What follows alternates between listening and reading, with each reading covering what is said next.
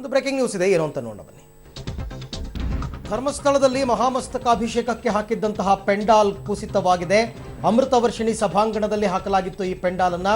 ಮಹಾಮಸ್ತಕಾಭಿಷೇಕವನ್ನು ವೀಕ್ಷಿಸೋದಕ್ಕೆ ಬಂದಂತಹವರಿಗೆ ನೆರಳು ಸಿಗಲಿ ಅನ್ನುವಂತಹ ಕಾರಣಕ್ಕೋಸ್ಕರ ಈ ಪೆಂಡಾಲನ್ನು ಹಾಕಿ ಅದರ ಕೆಳಗಡೆ ಕುರ್ಚಿಗಳನ್ನು ಹಾಕಲಾಗಿತ್ತು. ಆದರೆ ಆ ಪೆಂಡಾಲ್ ಕುಸಿದು ಬಿದ್ದಿದೆ ಎನ್ನುವಂತಹ ಮಾಹಿತಿ ಈಗ ಲಭ್ಯವಾಗ್ತಾ ಇದೆ.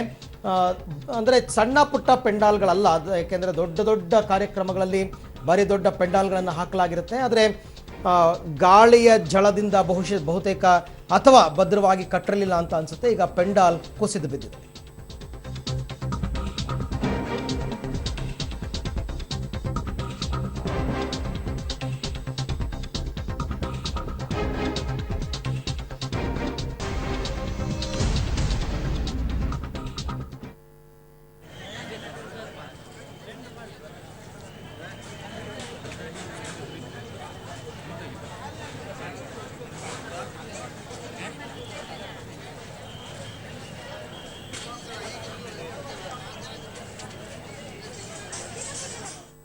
ಈ ಬಗ್ಗೆ ಮತ್ತಷ್ಟು ಮಾಹಿತಿನ ಪಡೆಯೋಣ ನನ್ನ ಕೊಲೀಗ್ ಸುಕ್ಪಾಲ್ ಪೊಳಲಿ ಅವರಿಂದ. ಸುಕ್ಪಾಲ್, ಏನಾದರೂ ದುರಂತ ಆಗಿದೆಯಾ ಈ ಪೆಂಡಾಲ್ ಕುಸಿತದಿಂದ?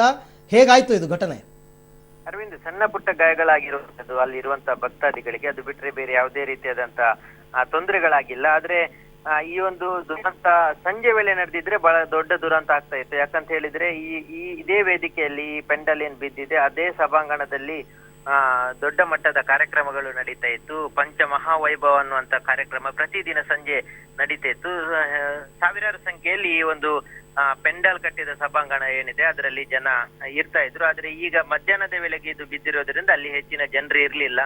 ಆ ಕಡೆ ಈ ಕಡೆ ಓಡಾಡ್ತಿದ್ದಂತ ಜನರಿದ್ರು. ಅವರು ಈ ಪೆಂಡಾಲ್ ಬಿದ್ದಂತ ಸಂದರ್ಭದಲ್ಲಿ ಕೆಲವರು ಓಡಿ ತಪ್ಪಿಸ್ಕೊಂಡಿದ್ದಾರೆ, ಕೆಲವರಿಗೆ ಸಣ್ಣ ಪುಟ್ಟ ಗಾಯಗಳಾಗಿರುವಂತದ್ದು ಬಿಟ್ರೆ ಬೇರೆ ಯಾವುದೇ ರೀತಿಯಾದಂತ ತೊಂದರೆಗಳಾಗಿಲ್ಲ. ಅರವಿಂದ್, ತುಂಬಾ ದೊಡ್ಡ ಪೆಂಡಾಲ ಸುಕ್ಪಾಲ್ ಅದು? ಹೌದು, ಒಂದು ವೇದಿಕೆ ಉಂಟು. ವೇದಿಕೆಯ ಜೊತೆಗೆ ಸಾವಿರಾರು ಜನರಿಗೆ ಕೂತ್ಕೊಳ್ಳುವಂತ ವ್ಯವಸ್ಥೆ ಮಾಡುವಂತ ದೊಡ್ಡ ಸಭಾಂಗಣದ ತರನೇ ಇದನ್ನ ಪೆಂಡಾಲ್ ಅಲ್ಲಿ ಮಾಡಿ. ಅಂದ್ರೆ ತುಂಬಾ ಗಾಳಿ ಬೀಸ್ತಾ ಇತ್ತು ಅಂತನಾ ಅಥವಾ ಭದ್ರವಾಗಿ ಸರಿಯಾಗಿ ಅದನ್ನ ಕಟ್ಟಿರ್ಲಿಲ್ಲ ಅಂತನಾ? ಗಾಳಿ ಏನು ಅಷ್ಟು ದೊಡ್ಡ ಮಟ್ಟದ ಗಾಳಿ ಇರ್ಲಿಲ್ಲ, ಆದ್ರೆ ತಾಂತ್ರಿಕ ದೋಷನೇ ಇರಬಹುದು. ಅದು ಕಟ್ಟಿದ್ರದಲ್ಲಿ ತೊಂದರೆ ಆಗಿರುವಂತ ಕಾರಣಕ್ಕೆ ಈ ರೀತಿಯಾಗಿ ಬಿದ್ದಿರುವಂತ ಸಾಧ್ಯತೆಗಳಿದೆ. ಆದ್ರೆ ಬೇರೆ ಯಾವುದೇ ಪೆಂಡಾಲ್ಗಾದ್ರೂ ಸುತ್ತಮುತ್ತ ಇರುವಂತ ಪೆಂಡಾಲ್ಗಳು ಬಿದ್ದಿಲ್ಲ. ಹಾಗಾಗಿ ಇದು ಭದ್ರವಾಗಿ ಕಟ್ಟದೇ ಇರುವ ಸಮಸ್ಯೆಯಿಂದಲೇ ಬಿದ್ದಿರುವಂತ ಸಾಧ್ಯತೆಗಳಿರುವಂತದ್ದು. ಈಗ ಅದನ್ನು ಸರಿಪಡಿಸುವಂತಹ ಕೆಲಸ ಆ ಪೆಂಡಾಲ್ ಕೆಳಗಡೆ ಯಾರಾದ್ರೂ ಇದಾರಾ? ಇವೆಲ್ಲವೂ ಕೂಡ ನಡೀತಾ ಇದೆಯಾ ರಕ್ಷಣಾ ಕಾರ್ಯಗಳು?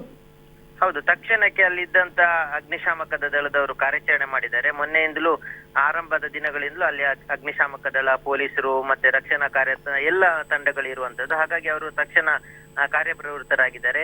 ಯಾವುದೇ ಹೆಚ್ಚಿನ ಜನರಿಗೆ ಯಾವುದೇ ಗಾಯಗಳಾಗಿಲ್ಲ. ಅವರನ್ನ ತಕ್ಷಣ ಅಲ್ಲಿಂದ ಸ್ಥಳಾಂತರ ಮಾಡಿದರೆ ಫಸ್ಟ್ ಏಡ್ ಬೇಕಾದಂತವರಿಗೆ ಫಸ್ಟ್ ಏಡ್ ಗಳನ್ನ ಮಾಡಲಾಗಿದೆ. ಅದು ಬಿಟ್ರೆ ಬೇರೆ ತೊಂದರೆಗಳಾಗಿಲ್ಲ. ಆತರ ಸುಮಾರು ಎಷ್ಟು ಜನಕ್ಕಾಗಿರಬಹುದು ಸುಕ್ಪಾಲ್? ಸುಮಾರು ಒಂದು 10 ಜನರಿಗೆ ಸಣ್ಣ ಪುಟ್ಟ ಗಾಯಗಳಾಗಿರುವಂತದ್ದು. ಅದು ಬಿಟ್ರೆ ಬೇರೆ ದೊಡ್ಡ ಗಾಯಗಳು ಯಾರಿಗೂ ಆಗಿಲ್ಲ. ಈಗ ಸಾಯಂಕಾಲ ನಡಿಬೇಕಾದ ಕಾರ್ಯಕ್ರಮ, ಹಾಗಾದ್ರೆ ಅದನ್ನ ಬೇರೆ ಕಡೆ ಸ್ಥಳಾಂತರ ಮಾಡ್ತಾರಾ ಅಥವಾ ಇಲ್ಲೇ ಮಾಡ್ತಾರಾ?